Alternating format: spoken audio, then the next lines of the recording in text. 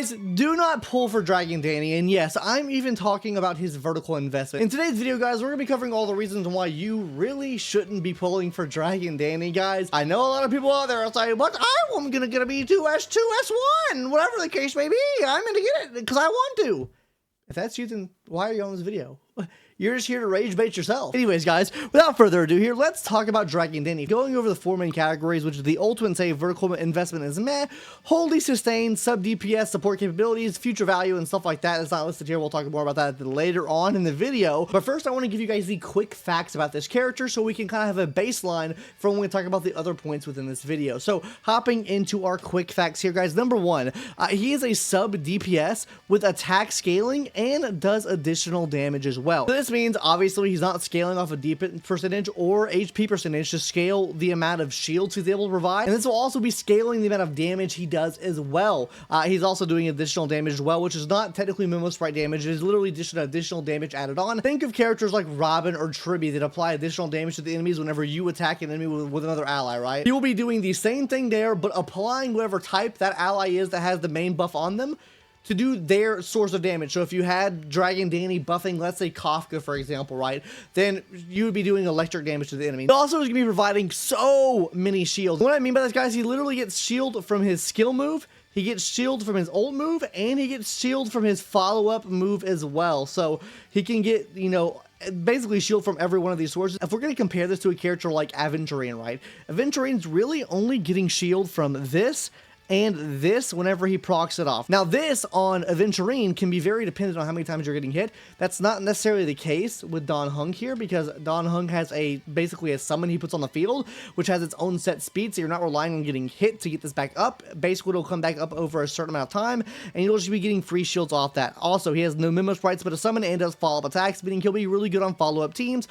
He just kind of works there, right? So follow-up and maybe coming back in the meta, we love to see it. He also has a cleanse as well, guys. Basically every time his Soul Dragon takes an action, which is his summon he puts out in the field, you're going to be dispelling one debuff from all allies. So that means the more times his dragon acts, the more debuffs you dispel. It's kind of like Lingsha, I guess, right? That's the best way I can describe it there. He also gives an attack buff, but only to one teammate. So whoever he's putting Bondmate on is going to be getting an attack buff based off of the attack he has on him. And then finally, guys, he's getting free energy and action advance. Basically, he's going to be getting this stuff from one of his bonus abilities here, guys, which allow him to advance his own action by 40% whenever he starts combat. So that's good there. But then as well, guys, when a Bondmate uses an attack, he gets 6 extra energy back, which leads to faster ults with him. It's also going to be advancing Soul Dragon as well. So that means the Bondmate you have, if they attack him multiple times, you're actually getting a lot more benefit of this. I like to think of this like pairing up with someone like Anaxa really well, where he does double skill moves, maybe pairing it up with like a Syringe or something like that, where you're able to use 4 attacks with him in that scenario. So you're basically getting what, 6, 12, 18, 24 energy back.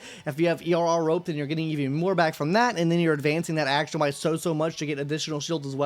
So you can kind of control how fast the dragon's gonna go. But that's the baseline breakdown and the quick facts of Dragon Danny. So now let's talk about why you shouldn't summon for him, because this is kind of everything that you get off rip, just getting him for free, right? Because you're getting him for free. First, guys, the ultimate save. Now, why I have the ultimate save here is, guys, because he's free. Like, literally, you don't have to pull on this patch. And the reason that is because, first of all, he's a sustained character.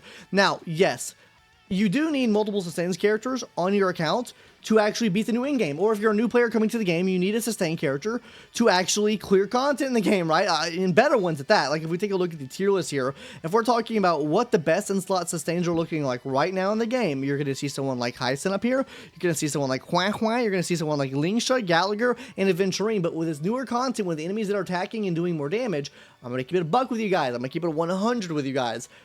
Some of these characters really aren't fucking healing you up. There is a true cut above the rest, and that's going to be Hyson, guys. So that, literally, I think he'll probably be up here in tier 0 if I had to guess.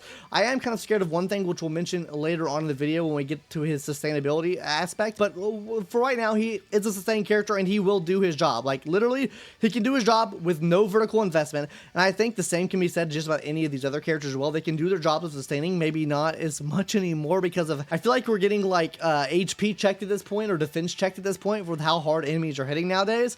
But he can still do his job right off the gate, which is really nice to see. And then also, Serenian 4.0 is right around the corner, guys. Literally the ultimate save patch, especially if you have any character, and I mean genuinely, probably about 90% of the characters that we got in 3.0. So if you have Anaxa, Castris, Evernight, Finon, Hysolence, Hyson, Saridra, Shribi, Maide, Aglia, literally 90% of the characters we've gotten in version 3.0, guys, she will literally be able to give a specialized buff to each one of those characters, which is fucking massive.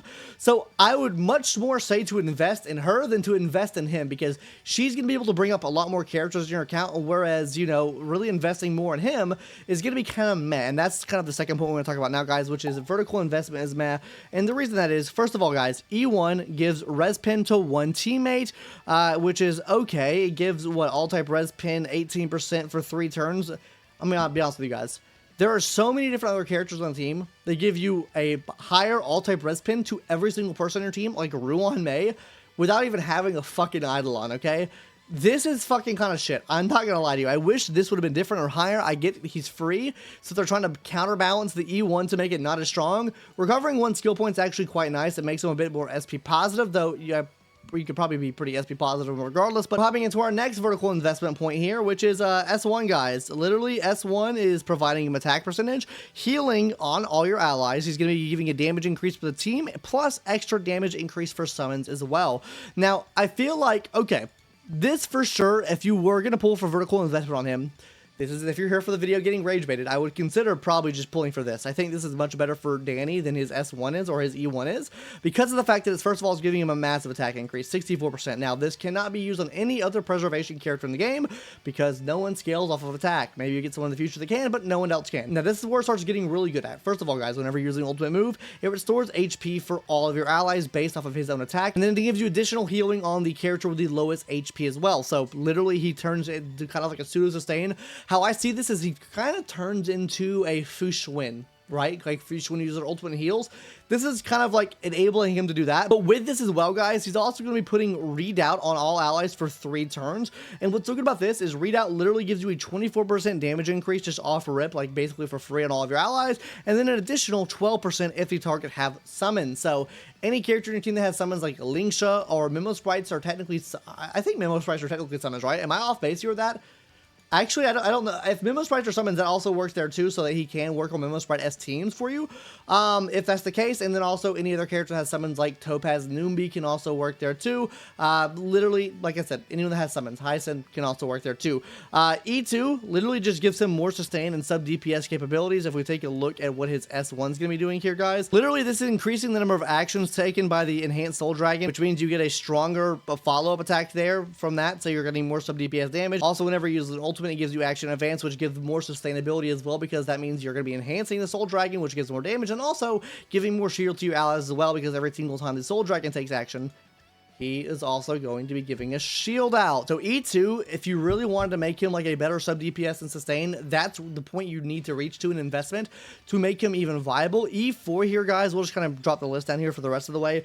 E4 just literally increased sustainability, reduced damage taken by bomb might by 20%. This is not that good. I'm not going to lie to you. It's pretty shit. Real value here comes out of E6, guys, which literally whenever the bond mate's on the field, increased damage taken by all enemies by 20%, which is fucking massive. So that's a 20% vulnerability debuff you're putting on the enemy on top of this as well, guys. Whenever the bond mate deals damage, you ignore 12% of the enemy's defense. When Dan Heng uses ultimate, the bond mate will deal additional damage based off the bond mate's type to all enemies. So literally, this is what you want to be aiming for. Literally massive damage increases for the full team, and this makes him much better as a supportive type character. But like I said, vertical investment is pretty meh. Like, the only thing I could honestly recommend you get for him is probably S1, and that's the furthest I would go to investment, because going for S2 on this free character is kind of fucking steep, and it's honestly not worth it considering some of the other S2s in the game that you could get that are much more powerful than his. I think of like things like Tribute E1, right? I think Tribute E1 is far superior to what this is. Anyways, guys, on to our next point now, which is holy fucking sustain. And when I mean holy sustain, I mean holy sustain. Skill equals shield. Ult equals shield. Follow-up equals cleanse. Follow-up equals shield. Fucking so many shields, it is unreal. Now, the one worry I have with the sustainability aspect here is the fact that it is attack scaling. Now, when we look at other characters that provide shields, which is literally Japard and Aventurine, their shields are based off of defense, which is usually a number you can get quite a bit higher than attack percentage. And hopefully he scales well with these shields, and his shields last longer, because the problem that Aventurine has right now, even with the new set being added to the game, you kind of get cucked on that shield. So hopefully he is able to provide more shield than Aventurine does with the attack scaling. It just kind of scares me that it's attack scaling versus defense scaling in this regard. Though I do like the attack scaling overall better than defense scaling because it makes him a much better sub DPS and synergize much better with like attack buffs for the teams and stuff like that. Now onto our final little point here, guys, which is sub DPS support capabilities. First of all, guys, he gives an attack buff to one teammate. Like, that's okay. That's great. Like, attack buff is not the end-all be-all. Like, he is not much of a supporter. I would say in terms of his supportability, he is probably maybe a little bit higher than maybe Luocha. Like, I think everyone else here kind of provides, like, their own buff to their own niche. Like, I guess he's kind of on the same level as them, right? Well, he provides crit damage. Aventurine provides crit damage. Gallagher provides weakness break, extra increase, right? You provide energy and attack percent with Hua Hua, so I would say he sits somewhere in the realm between these characters and Luocha. Next, guys, ult hits every single enemy. So that's a fucking sub DPS thing, right? Fu hits all enemies, so you're hitting multiple enemies. So that's going to be really good for characters that like you hitting multiple enemies. Like the Herder, right? So this can be very good there. This can also be decently good for a character like Fei Xiao as well because of the fact that Fei Xiao, he attacks a lot and he can attack a lot, which can provide a lot of charges for her to use her ult more frequently. He has enhanced follow-ups, which increase his damage he's able to do. He has attack scaling, which is good. Like I said before, he can scale the rest of the team, especially with attack buffs. The only thing I'm scared about is the shields. That's literally what I'm scared about is the shield, guys. Now, why should you pull this character? If you clearly didn't get it right there, guys, you get him for free. He's a sustained character that will sustain your account without any vertical investment. The first step of vertical investment you can do will provide a little bit of extra sustainability and provide some buff to your teammates.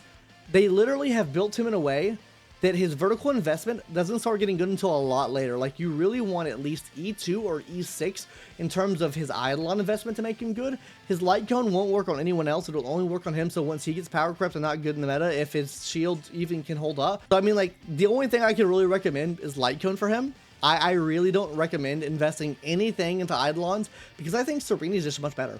I think Serene is going to pop off, considering Serene is going to be able to fucking proc every single one of your allies' ults at once. That is insanely good. I genuinely think you get him for free and you save. Save for fucking Serene. I swear to God, she will probably be the best support in the game, hands down, and probably a really good sub DPS at that. Anyways, guys, vertically invest in Serene. Don't vertically invest in this guy. He's fucking free. Take him for free, build him up, throw him on a fucking team, he'll work. He'll do his job. I don't get this notion that like, oh, my Aventurine in Dragon Den is actually doing massive damage, bro. It's doing like 70, 80k. That's fucking amazing, bro. You could be using the resources to get a buffer that gives your DPS 4x that damage. Anyways, guys, that's gonna do it for today's video. Hopefully you enjoyed, and I'll catch you guys in the next one. Let me know your thoughts in the comment section down below. We get a lot of hate for these videos, so leave a like if you can. Bye, guys. See you later. Subscribe.